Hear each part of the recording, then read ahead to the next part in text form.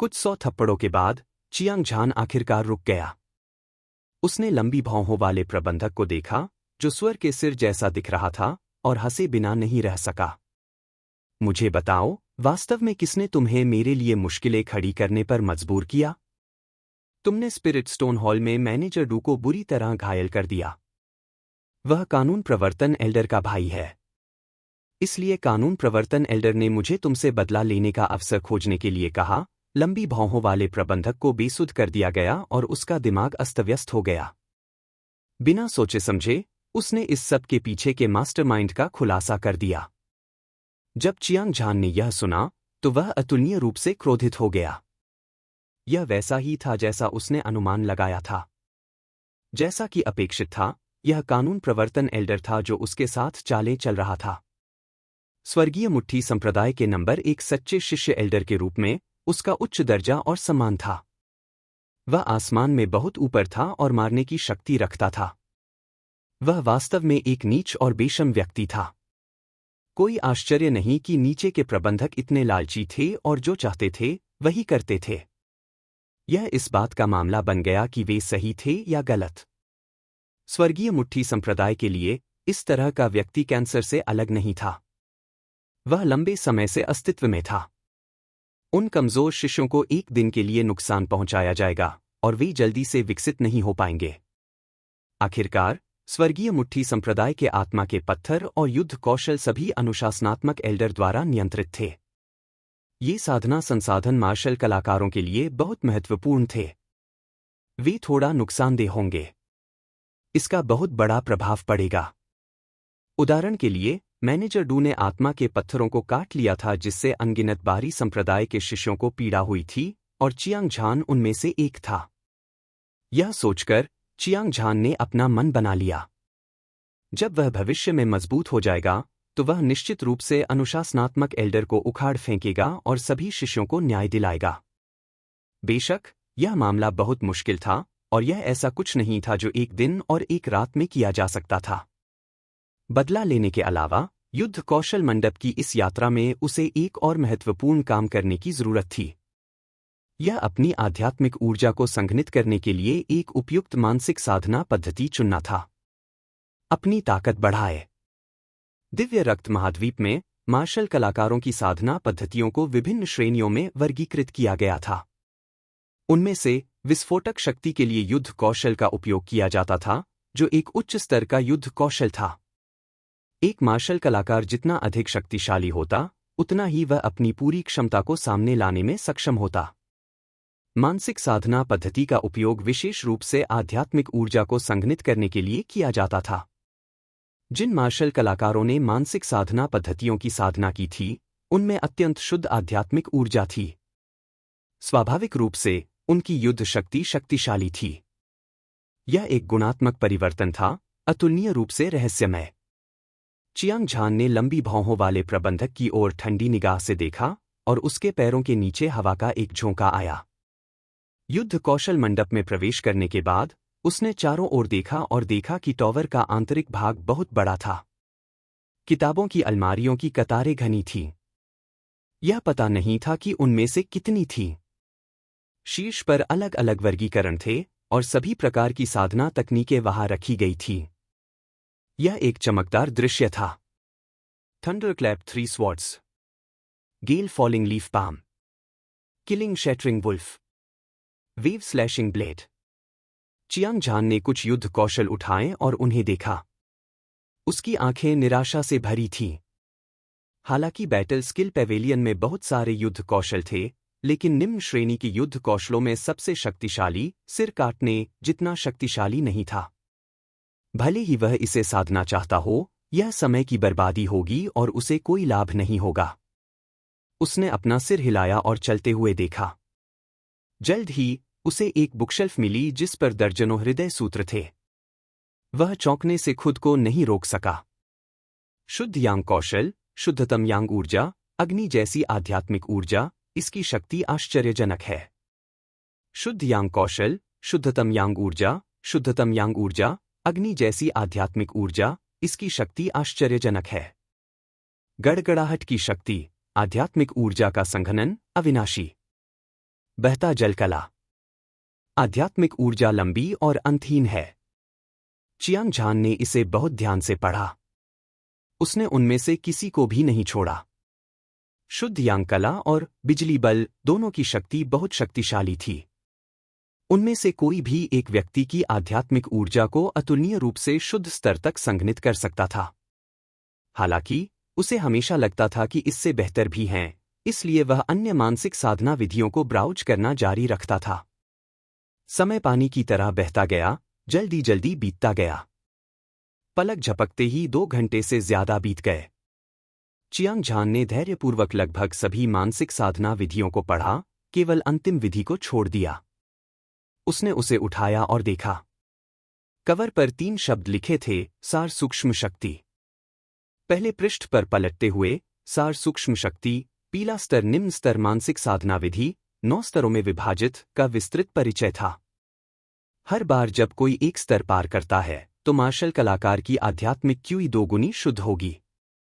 जब 9वें स्तर तक साधना की जाती है, तो आध्यात्मिक ऊर्जा संघनित हो जाएगी और लगभग तरल हो जाएगी। यह एक साधारण पीले रैंक मध्य स्तर की मानसिक साधना विधि से कहीं अधिक गहन है। ध्यान दें, यह हृदय तकनीक एक प्राचीन है, हालांकि यह एक मार्शल कलाकार की आध्यात्मिक ऊर्जा को अकल्पनीय डिग्री तक संघनित कर सकती है। हालांकि यह प्रक्रिया बेहद खतरनाक है। यह साधक के मेरिडियन पर एक हिंसक प्रभाव डालेगी। यह ढह भी सकता है। केवल मजबूत शारीरिक शरीर और असाधारण प्रतिभा वाले लोग ही इसे साधना कर सकते हैं। मैंने कभी नहीं सोचा था कि युद्ध कौशल मंडप में इतनी शक्तिशाली मानसिक साधना विधि होगी। चियांग झान जोर से हंसा। उसका दिल उत्साह से भर गया और उसका खून खौल रहा था। वास्तव में, सार सूक्ष्म शक्ति मानसिक साधना विधि अत्यंत शक्तिशाली थी, और यह ऐसी चीज नहीं थी जिसकी तुलना अन्य निम्न स्तरीय पीले स्तर की मानसिक साधना विधियों से की जा सके। हालांकि नोट में उल्लेख किया गया था कि इस मानसिक साधना विधि की साधना करना अत्यंत खतरनाक था, यह केवल अन्य लोगों के सापेक्ष था। आखिरकार, उसने पहले भी अविनाशी युद्ध राजा मंत्र की साधना की थी, और उसका शरीर इतना मजबूत था कि कोई भी उसका मुकाबला नहीं कर सकता था। यह सार सूक्ष्म शक्ति की साधना के लिए एकदम सही था। यह हृदय तकनीक बस उसके लिए ही बनी थी। सार सूक्ष्म शक्ति मानसिक साधना विधि को उठाते हुए चियांग झान मुड़ा और युद्ध कौशल मंडप से बाहर चला गया। छोटे कमीने, हालांकि आज तुम घमंडी हो, तुमने अनुशासनात्मक बुजुर्ग को नाराज कर दिया है। तुम आज मर जाओगे। चियांग झान की पीठ को धीरे धीरे गायब होते देख लंबी भौहों वाले प्रबंधक का चेहरा उदास हो गया। उसकी आंखें खून की प्यास और तीव्र हत्या के इरादे से भरी हुई थीं। आज चियांग झान ने उसे पीटा था, और वह उससे रंजिश रखता था। वह चाहता था कि वह चियांग झान को टुकड़ों में काट डाले और उसकी हड्डियों को जलाकर राख कर दे। हालांकि वह अपनी मौजूदा ताकत से बदला नहीं ले सकता था, फिर भी वह उधार के चाकू से चियांग झान को मार सकता था। इसके अलावा, कानून प्रवर्तन एल्डर ने उसे चियांग झान को मारने का आदेश दिया था। जब तक वह आज की घटना कानून प्रवर्तन एल्डर को बताता, उसे विश्वास था कि कानून प्रवर्तन एल्डर चियांग झान को आसानी से नहीं जाने देगा। अपने दिल में सोचते हुए वह ठंडी हंसी हंसने लगा। कानून प्रवर्तन एल्डर द्वारा चियांग झान की हत्या का खूनी दृश्य उसकी आंखों के सामने दिखाई दिया। पत्थर के घर में चियांग झान अपनी आंखें बंद करके क्रॉसलेग्ड बैठा था। वह एसेंस एस्ट्रल स्ट्रेंथ मानसिक साधना पद्धति की साधना कर रहा था। गड़गड़ाहट, गड़गड़ाहट। ऐसा लग रहा था जैसे पहाड़ में बाढ़ आ गई हो। उसके शरीर से 10,000 सरपट दौड़ते घोड़ों की आवाज आ रही थी। उमड़ती आध्यात्मिक ऊर्जा की लहरें उसके डेंटियन के भीतर एक भंवर बना रही थीं, जो हिंसक रूप से घूम रही थी। अगर कोई इसे देख सकता, तो वह पाता कि चियांग झान के डेंटियन में आध्यात्मिक ऊर्जा का रंग हर बार घूमने पर साफ होता जाता, जैसे कि सबसे शुद्ध झरने का पानी। 6 घंटे बाद चियांग झान ने एक मुंह में गंदी हवा छोड़ी और अपनी आंखें खोली। 2 चमकदार रोशनी की किरणें इंद्रधनुष और बिजली की तरह चमक रही थीं, और यह लुभावनी थी। ऐसा लगता है कि मैंने अपनी प्रतिभा को कम करके आंका है।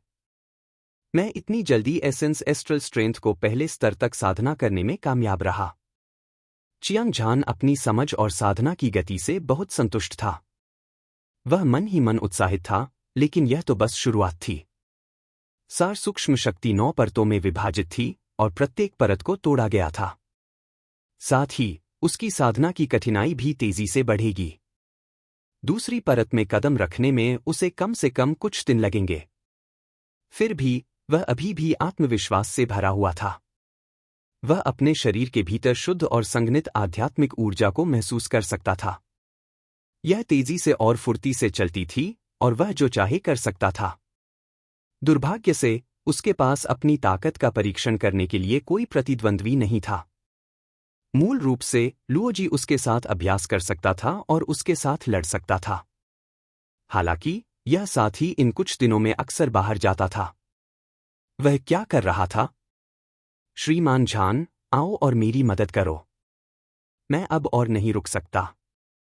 जैसे ही चियांग झान का दिमाग दौड़ रहा था, कमरे के बाहर से एक जानी पहचानी आवाज आई। यह लुओजी थी। क्या है? चियांग झान पत्थर के घर से बाहर चला गया जब उसने आवाज सुनी। उसने देखा कि लुओजी के चेहरे पर पसीना था और वह सांस लेने के लिए हांफ रहा था। वह कुछ बड़ी जेबें लेकर चल रहा था। यह बहुत भारी लग रहा था। आत्मा के पत्थर 3000 से ज्यादा।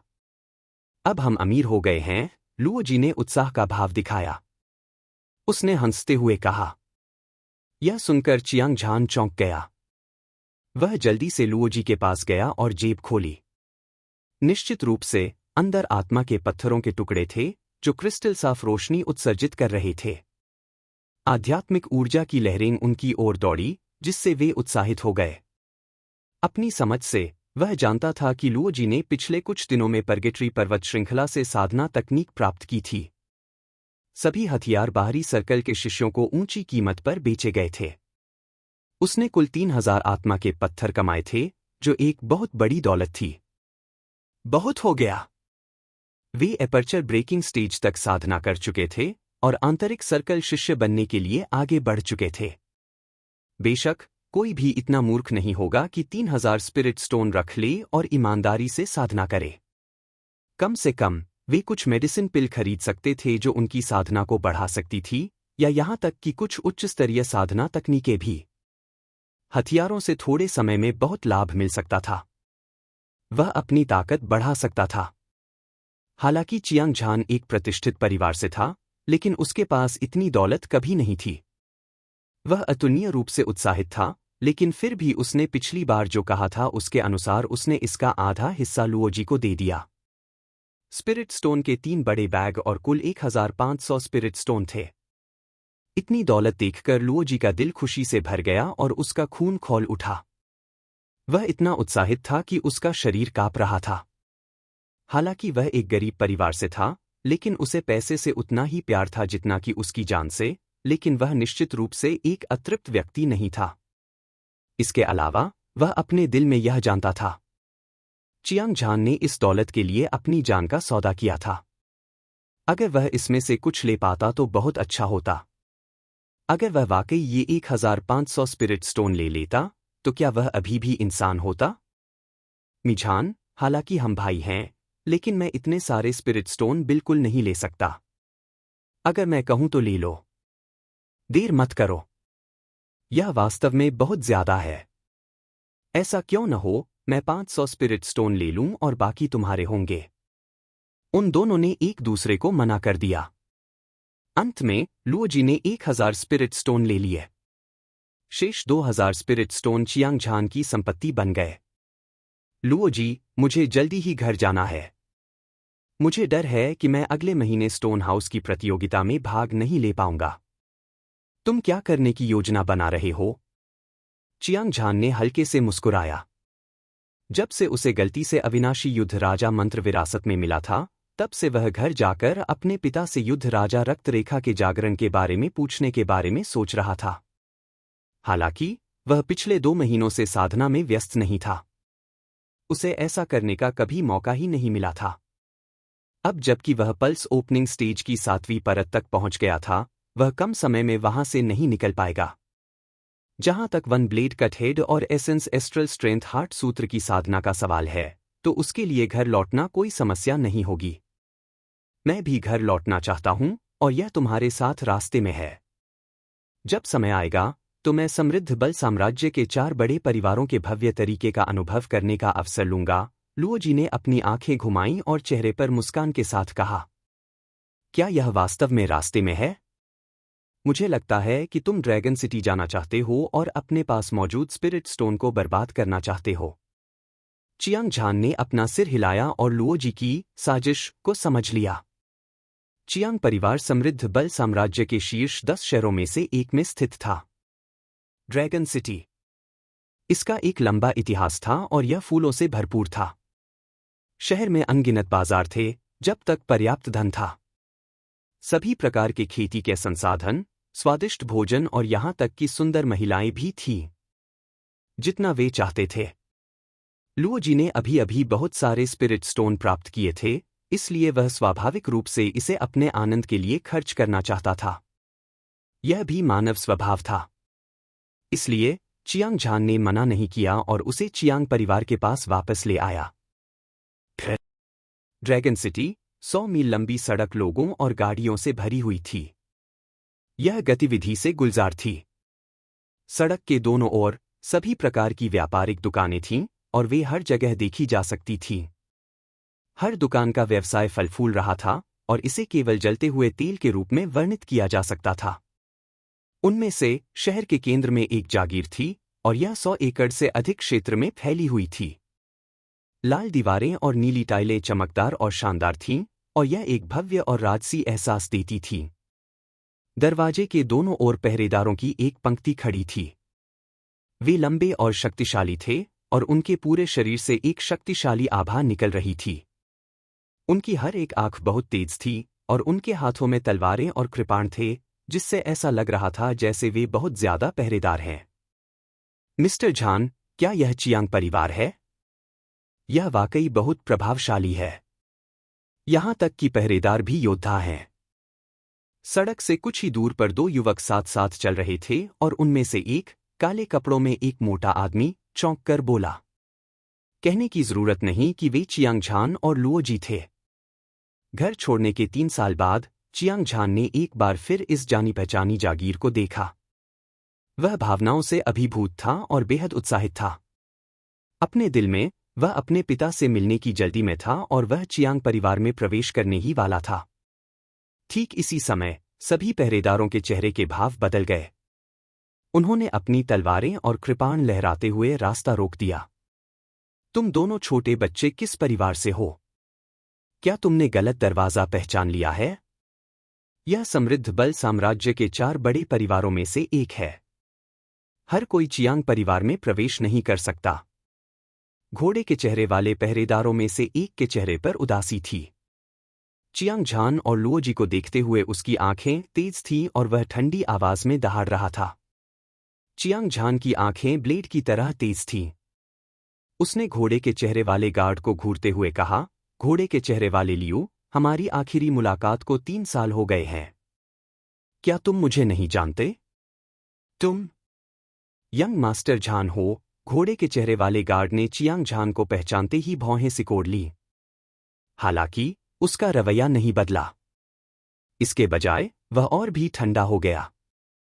उसने हंसते हुए कहा, मैंने यंग मास्टर जियान से सुना है कि तुम स्वर्गीय मुट्ठी संप्रदाय में प्रवेश कर चुके हो और 3 साल में पल्स ओपनिंग स्टेज तक नहीं पहुंच पाए हो। उसने चियांग परिवार को पूरी तरह से बदनाम कर दिया था। आज वह अचानक वापस आ गया। क्या? तुम्हारी हिम्मत कैसे हुई? चियांग झान गुस्से से चिल्लाया और उसके दिल में क्रोध की एक प्रचंड ज्वाला जल उठी। हालांकि वह चियांग परिवार के कुलपति का बेटा था, लेकिन उसकी हैसियत असाधारण थी। हालांकि चूंकि उसके पास मार्शल दाव में कोई प्रतिभा नहीं थी, इसलिए वह बचपन से ही अपने साथी भाइयों द्वारा तंग किया जाता था। यहां तक कि चियांग परिवार के पहरेदार भी उसे अपनी नजरों में नहीं रखते थे। अतीत में जब उसके पास ताकत नहीं थी तो वह केवल अपने गुस्से को निगल सकता था, लेकिन आज वह पहले से ही पल्स ओपनिंग स्टेज योद्धा की 7वीं परत थी। वह दूसरों को अपनी मर्जी से अपमानित करने की अनुमति कैसे दे सकता था?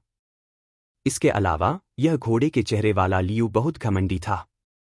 न केवल उसने उसका मजाक उड़ाया, बल्कि कोई कानून ही नहीं था।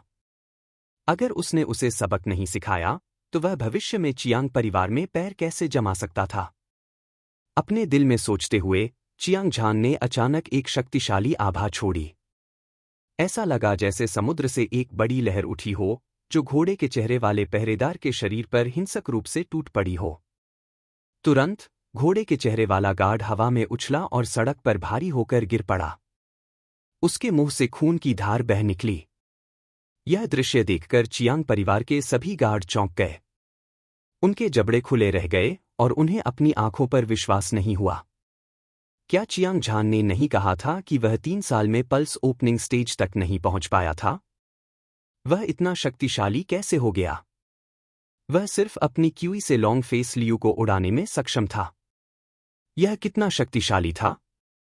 मार्शल कलाकारों की दुनिया में शक्तिशाली लोगों का सम्मान किया जाता था। यह एक ऐसा नियम था जो अनादिकाल से कभी नहीं बदला था। जब गार्डों ने चियांग झान की ताकत देखी, तो वे सभी सम्मानपूर्वक थे और किसी भी तरह की लापरवाही दिखाने की हिम्मत नहीं कर पाए। आज सिर्फ एक सबक है। अगर भविष्य में फिर से घमंडी होने की हिम्मत की, तो अपने कुत्ते के सिर से सावधान रहना। चियांग झान ने उपहास किया और लुओ जी को चियांग परिवार में ले आया। लुओ जी को शांत करने के बाद वह अकेले बांस के जंगल में चला गया। यह बांस का जंगल कुछ एकड़ बड़ा था। हरे बांस हवा में धीरे धीरे हिल रहे थे। यह एक लहर की तरह था। बांस के जंगल की गहराई में एक बांस का घर था। एक अधेड़ उम्र का आदमी दरवाजे के सामने खड़ा था। उसके लंबे बाल उसके कंधों पर लटके हुए थे और उसका चेहरा सुंदर था।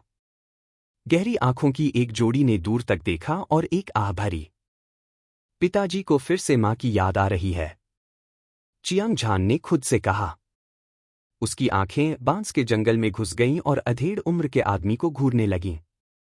यह चियांग परिवार का कुलपति था, उसका पिता चियांग डोंगटियन।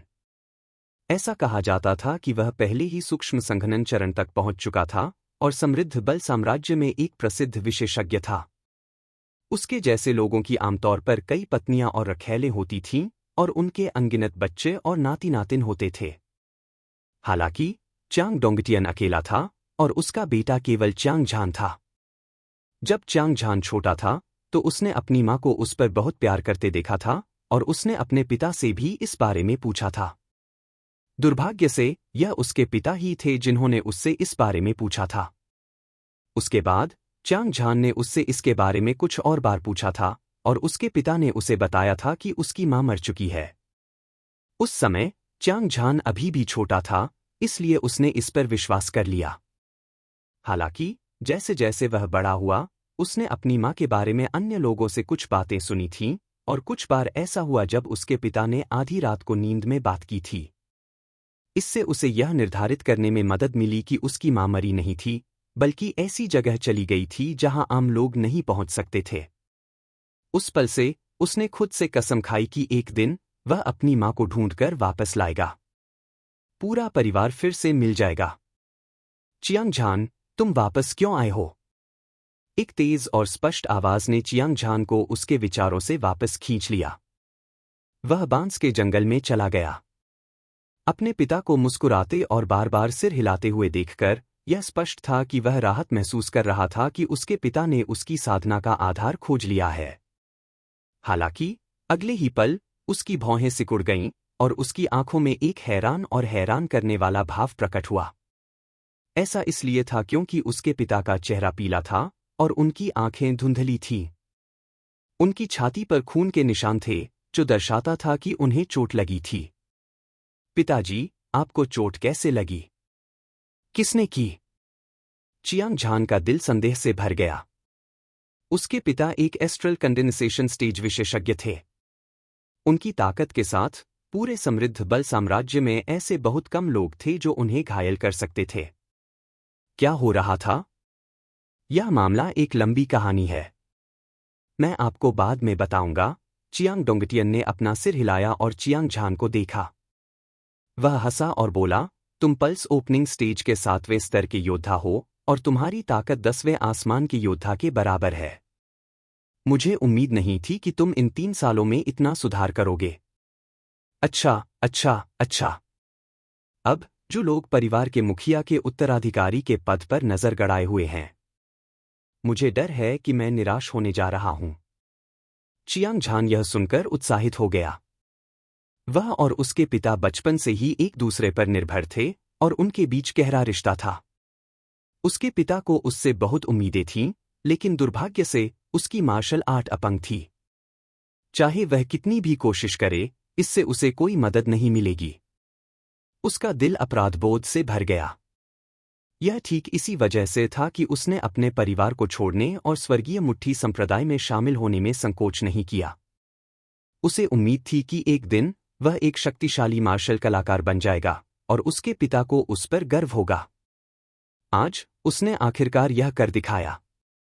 यद्यपि मार्शल कलाकारों को विशेषज्ञ नहीं माना जाता था, लेकिन चियांग परिवार की युवा पीढ़ी में वह निश्चित रूप से सर्वश्रेष्ठ में से एक थे। पिताजी, आपको किसने चोट पहुंचाई? चियांग झान की नजर अपने पिता की छाती पर लगे घाव पर पड़ी, जिससे उनके चेहरे पर एक भयानक भाव प्रकट हुआ। 3 दिन पहले मैंने सुना कि रैंक 1 पीक डेमन बीस्ट और ड्रैगन पाइथन ब्लड लेक में दिखाई दिए। मैं आपके शरीर को पोषण देने के लिए उनमें से एक को मारना चाहता था, लेकिन मुझे उम्मीद नहीं थी कि मैं सफल हो जाऊंगा।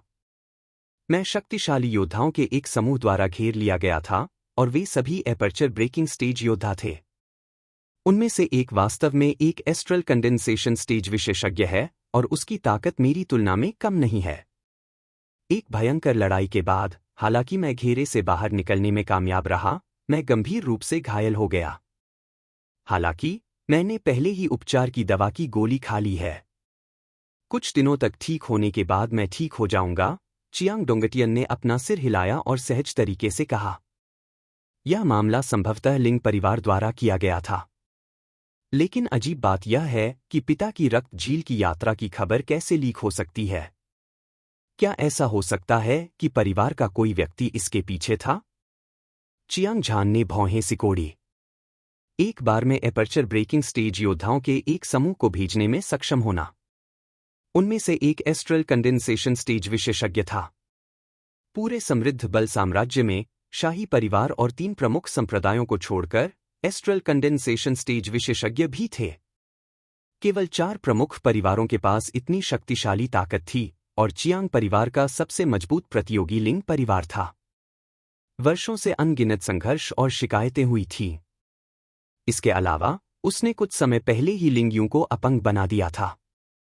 लिंग परिवार के उच्च वर्ग स्वाभाविक रूप से बदला लेना चाहते थे, लेकिन उन्हें उम्मीद नहीं थी कि यह उनके पिता पर पड़ेगा। इसके अलावा यह तथ्य कि लिंग परिवार अपने पिता को रक्त झील में घात लगाने में सक्षम था, यह दर्शाता है कि उन्हें पहले से ही खबर मिल गई थी। यह साबित करने के लिए पर्याप्त था कि चियांग परिवार में एक जासूस था। हालांकि वे नहीं जानते थे कि यह कौन था, उन्हें किसी भी तरह से पता लगाना था।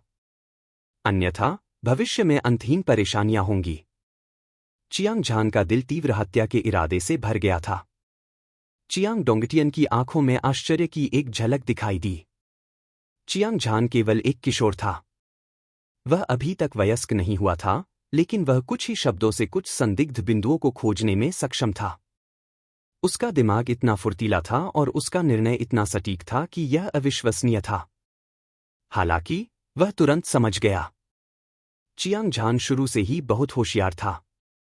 यह सिर्फ इतना था कि उसके पास अतीत में मार्शल आर्ट में कोई प्रतिभा नहीं थी, इसलिए उसने अपनी प्रतिभा को छुपाया।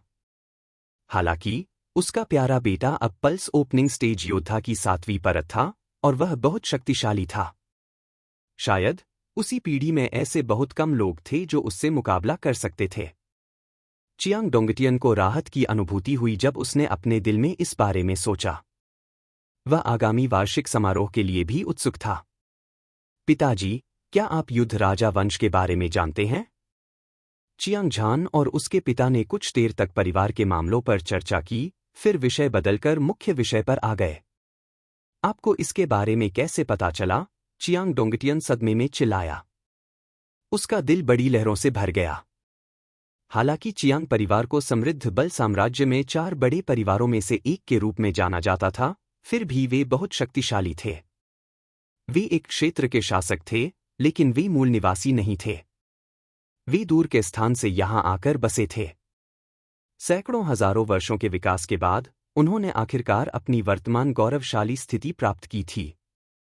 यह एक रहस्य था। चियांग परिवार के पिछले कुलपिताओं के अलावा किसी और को इसके बारे में पता नहीं था। जब चियांग डोंगटियन अगले कुलपिता बने तो उन्होंने परिवार के पेड़ को पढ़ा था। इसमें चियांग परिवार की उत्पत्ति और अनगिनत जानकारी दर्ज थी जो किसी का भी खून खौला सकती थी। इस जानकारी के अनुसार चियांग डोंगटियन जानता था कि कुलपिता चियांग कभी दिव्य रक्त महाद्वीप में सबसे शक्तिशाली योद्धा था। उसने दुनिया पर अपना दबदबा बनाया था और वह अजेय था। चियांग परिवार दिव्य रक्त महाद्वीप में नंबर 1 शक्ति भी था। परिवार में छिपे हुए ड्रैगन और दुबके हुए बाघ थे। परिवार में कई विशेषज्ञ थे और उनमें से कुछ ने एक दिव्य ड्रैगन को भी मार डाला था। उनमें से कुछ ने शैतान दाव को पार कर लिया था। उनमें से कोई भी पूरे समृद्ध बल साम्राज्य को पार करने के लिए पर्याप्त था। दुर्भाग्य से कोई भी बल कितना भी शक्तिशाली क्यों न हो, समय बीतने के साथ वह इतिहास की लंबी नदी में डूब जाएगा। चियांग परिवार इस भाग्य से बच नहीं पाया। वे शुरू से लेकर अंत तक पतन की ओर बढ़ते रहे। उन पर अन्य प्रमुख शक्तियों द्वारा हमला किया गया और उनके परिवार रातों रात नष्ट हो गए। केवल एक युवक ही जीवित रहने के लिए भाग्यशाली था। शिकार किए जाने से बचने के लिए वह समुद्र पार कर समृद्ध बल साम्राज्य में पहुंचा और वर्तमान चियांग परिवार की स्थापना की। वंशावली में दर्ज कुलपति चियांग युद्ध राजा वंश था। किंवदंतियों के अनुसार दिव्य रक्त महाद्वीप में 10 विशेष वंश थे, जैसे कि एड्जियो ड्रैगन वंश, अग्नि फीनिक्स वंश, काला कछुआ वंश और इसी तरह। विशेष वंश वाले इन लोगों में असाधारण प्रतिभा थी। कोई भी साधना की गति से मेल नहीं खा सकता था। उनमें से हर एक अद्वितीय प्रतिभाशाली था। युद्ध राजा वंश उनमें से एक था। हालांकि चियांग डोंगटियन इन चीजों के बारे में जानता था, उसने कभी उन पर ध्यान नहीं दिया था। हालांकि जब चियांग झान ने आज अचानक युद्ध राजा वंश के बारे में पूछा तो वह चुपके से चौंक गया। तुमने युद्ध राजा वंश के बारे में किंवदंतियां कहाँ सुनी? चियांग डोंगटियन ने हैरान भाव से पूछा। स्वर्गीय मुट्ठी संप्रदाय में एक प्राचीन पुस्तक है जिसमें युद्ध राजा वंश के बारे में जानकारी दर्ज है। ऐसा लगता है कि एक बार एक अद्वितीय विशेषज्ञ था जो युद्ध राजा वंश से संबंधित था, जो दुनिया में बिना किसी बाधा के यात्रा कर सकता था। इसके अलावा उसका उपनाम भी जियांग है। वह 500 साल पहले हमारा परिवार रहा होगा। चियांग झान ने हल्के से मुस्कुराया और लापरवाही से एक बहाना बनाया। ऐसा नहीं था कि वह अपने पिता को सच नहीं बताना चाहता था, लेकिन पूरा मामला बहुत विचित्र था। भले ही उसने अपने पिता को सच बताया हो, उसे डर था कि उसके पिता उस पर विश्वास नहीं करेंगे। इसके बजाय वह सोचेगा कि चियांग झान बकवास कर रहा है। यह सिर्फ कुछ किंवदंतियां हैं। इसे गंभीरता से लेने की कोई जरूरत नहीं है। इसके अलावा परिवार का वार्षिक समारोह 2 महीने में शुरू होने वाला है। आपको अपनी साधना पर ध्यान देना चाहिए, चियांग डोंगटियन ने गंभीर चेहरे के साथ कहा। मैं समझ गया, चियांग झान ने सिर हिलाया। इस बार घर आने का मुख्य कारण अपने पिता से युद्ध राजा वंश के जागरण के बारे में पूछना था। स्वाभाविक रूप से वह इतनी आसानी से हार नहीं मानेगा। एक पल के लिए झिझकने के बाद उसने पूछना जारी रखा, पिताजी, क्या आप मुझे युद्ध राजा वंश के जागरण के बारे में बता सकते हैं? यह बच्चा वास्तव में जिद्दी है। ऐसा लगता है कि वह अपने दिल में संदेह को हल करने में सक्षम नहीं होगा। मुझे डर है कि उसके लिए ध्यान और साधना करना मुश्किल होगा। चियांग डोंगटियन ने आह भरी और कहा, युद्ध राजा वंश को जागृत करना केवल युद्ध राजा के दिल को तीव्र लड़ाई के माध्यम से अपनी जीवन शक्ति को पुनः प्राप्त करने के लिए प्रेरित कर सकता है। वहां से युद्ध राजा वंश की दुर्जेय प्रतिभा को उजागर किया जाएगा और एक अद्वितीय प्रतिभा बन जाएगा। तो ऐसा ही है। चियांग झान के चेहरे पर मुस्कान उभरी। हालांकि उनके पिता ने जो कहा वह विशिष्ट नहीं था, लेकिन इससे उन्हें युद्ध राजा रक्तरेखा को जगाने का एक तरीका खोजने में मदद मिली थी, और वह था तीव्रता से लड़ते रहना। ठीक है, मुझे अपनी चोटों से उबरने के लिए एकांत साधना में जाना होगा। अगर आपके पास कहने के लिए और कुछ नहीं है तो फिर से मत आना। साधना पर ध्यान केंद्रित करने का यह सही तरीका है, चियांग डोंगटियन ने बोलते हुए हवा में एक पकड़ने वाला इशारा किया। यह 2 फीट लंबा था। यह एक ड्रैगन पाइथन दानव जानवर है। किंवदंती है कि इसे एक दिव्य ड्रैगन के खून से रंगा गया है। यह किसी के शरीर को पोषण दे सकता है। यह किसी की क्यूई और रक्त को मजबूत कर सकता है, लेकिन इसे केवल निगला जा सकता है। इसे ले लो। चियांग झान ने ड्रैगन पाइथन प्राप्त किया और एक शक्तिशाली बल महसूस किया जिससे उसकी उंगलियां सुन्न हो गईं। उसकी हड्डियां टूटने वाली थीं और वह चौंकने से खुद को नहीं रोक सका। इतना छोटा सा सांप। इसे वास्तव में ड्रैगन पाइथन कहा जाता था और इसकी ताकत बेहद मजबूत थी। यह अविश्वसनीय था। हालांकि उसने इसके बारे में सोचा। आखिरकार यह रैंक 1 पीक डेमन बीस्ट था। इसकी ताकत पल्स ओपनिंग स्टेज योद्धा की 10वीं परत के बराबर थी और केवल वह इसे कसकर पकड़ सकता था। अगर यह पल्स ओपनिंग स्टेज योद्धा की कोई और 7वीं परत होती तो वे बहुत पहले ही मुक्त हो गए होते। धन्यवाद पिताजी। अपना ख्याल रखना। चियांग झान ने सिर झुकाया और बांस के जंगल से बाहर निकल गया। वह अपने कमरे में वापस आया और अपने हाथ में ड्रैगन पाइथन को घूरने लगा। उसने भौहें सिकोड़ी और अपना सिर हिलाया। अपने पिता के निर्देशों के अनुसार ड्रैगन पाइथन का पोषण करने वाला प्रभाव बहुत मजबूत था। हालांकि इसे कच्चा ही निगलना पड़ता था। इस तरह का खाना खाने का तरीका वाकई अस्वीकार्य था। लेकिन उसने फिर से इसके बारे में सोचा। अपनी ताकत बढ़ाने के लिए मार्शल आर्टिस्ट, उन्हें अक्सर सभी तरह के क्रूर परीक्षणों को स्वीकार करना पड़ता था। कुछ लोगों को तो अपनी जान की कीमत भी चुकानी पड़ती थी। हालांकि ड्रैगन पाइथन को जिंदा निगलना डरावना था, लेकिन लोहे और खून से लथपथ आदमी इतनी मुश्किल से कैसे डर सकता था। अपना मन बनाने के बाद चियांग झान ने एक हाथ से अपनी नाक को चुटकी में दबाया और दूसरे हाथ से ड्रैगन पाइथन को अपने मुंह में ठूंस लिया। उसने अपनी पूरी ताकत लगाकर को जोर जोर से चबाया। उसके मुंह के कोने से खून के निशान टपकने लगे। अचानक उसने महसूस किया कि उसके शरीर में गर्मी की लहरें प्रवेश कर रही हैं। ऐसा लग रहा था जैसे वह आग में फंस गया हो और उसके अंदरूनी अंग लगातार जलने का दर्द महसूस कर रहे हों। गर्मी उसके पूरे शरीर पर ऊपर नीचे घूम रही थी और पूरा कमरा भर गया था। यह वास्तव में काम आया। चियांग झान प्रसन्न था। खून की तेज गंध को सहते हुए उसने ड्रैगन पाइथन को एक एक करके निगल लिया। बहुत जल्दी उसने उसे पूरा खा लिया। फिर उसने अपने शरीर में आध्यात्मिक क्यूई को प्रसारित किया और ड्रैगन पाइथन के मांस और रक्त से गर्मी को परिष्कृत करने के लिए अपनी सारी शक्ति का उपयोग किया। गड़गड़ाहट, गड़गड़ाहट। ऐसा लगा जैसे पहाड़ में बाढ़ आ गई हो और 10,000 सरपट दौड़ते घोड़ों की आवाज गूंज उठी हो। चियांग झान ने पाया कि उसका शरीर तेजी से फैलने लगा था। एक फुली हुई रबर की गेंद की तरह वह एक मोटे आदमी में बदल गया जो लुओजी से भी ज्यादा भयानक था। उसकी त्वचा और मांस का हर इंच शक्तिशाली ऊर्जा से भरा हुआ था। ऐसा लग रहा था जैसे वह किसी भी क्षण फटने वाला था। आह! उसकी ऊंची और स्पष्ट आवाज किसी दिव्य ड्रैगन की दहाड़, किसी बाघ की दहाड़, किसी पहाड़ की दहाड़ जैसी थी, जिससे पूरा घर हिंसक रूप से हिल रहा था। कौन है जो चिल्ला रहा है? उसने मेरे कान के पर्दे लगभग तोड़ दिए। लुओजी चियांग झान के सामने रह रहा था और जब उसने भयानक ध्वनि तरंग सुनी तो उसके चेहरे का भाव नाटकीय रूप से बदल गया। उसे चक्कर आने लगा और उसके शरीर में खून और क्यू उबलने लगे। उसने तुरंत शाप दिया। उसने अपने दोनों हाथों से अपने कान ढक लिए और कमरे से बाहर चला गया। खिड़की से उसने चियांग झान के शरीर से खून की लाल आभा को रिसते हुए देखा। यह धुआं आसमान में उड़ता हुआ जैसा था। दृश्य बेहद चौंकाने वाला था। उसी समय चियांग परिवार के अन्य विशेषज्ञ चिंतित थे। वे सभी दिशाओं से इकट्ठा हुए और वे सभी चौंक कर चियांग झान को देखने लगे। चियांग झान कब वापस आया? क्या शक्तिशाली शरीर है? उसकी क्यूई और रक्त बहुत अधिक है और उसकी क्यूई बढ़ रही है।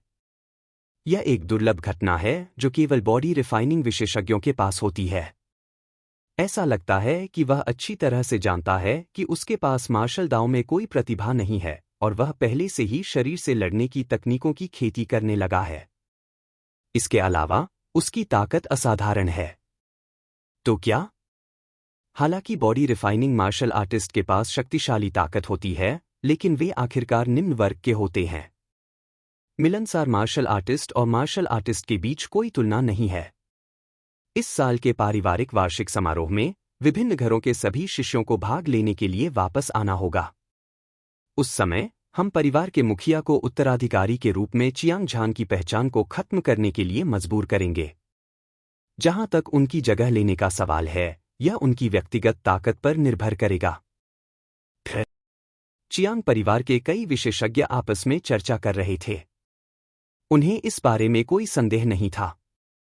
उनकी आंखें तिरस्कार के साथ चियांग झान पर टिकी हुई थीं। चियांग झान अपने कमरे में गर्व से खड़ा था। उसके शरीर से रक्त की ऊर्जा निकल रही थी। ऐसा लग रहा था मानो समुद्र में बहुत बड़ा तूफान आ गया हो। आवाज बहुत भयंकर और डरावनी थी। ड्रैगन पाइथन में निहित ऊर्जा बहुत शक्तिशाली थी। जब वह पूरी तरह से उसके द्वारा अवशोषित हो गई, तो वह उसकी अपनी ऊर्जा में बदल गई। ऐसा लग रहा था जैसे वह अपने हाथ की एक लहर से पहाड़ों और समुद्रों को हिला सकता है और स्वर्ग और पृथ्वी को चकनाचूर कर सकता है। एक अगरबत्ती को जलने में जितना समय लगता है, उसके बाद चियांग झान अपने मूल रूप में वापस आ गया। उसका शरीर लंबा और सीधा था और उसकी पीठ भाले की तरह थी। उसके शरीर के भीतर एक भयानक आभा पैदा हो रही थी। यह एक ज्वालामुखी की तरह था जो फटने वाला था। उसकी दोनों आंखें उस जगह को देख रही थीं।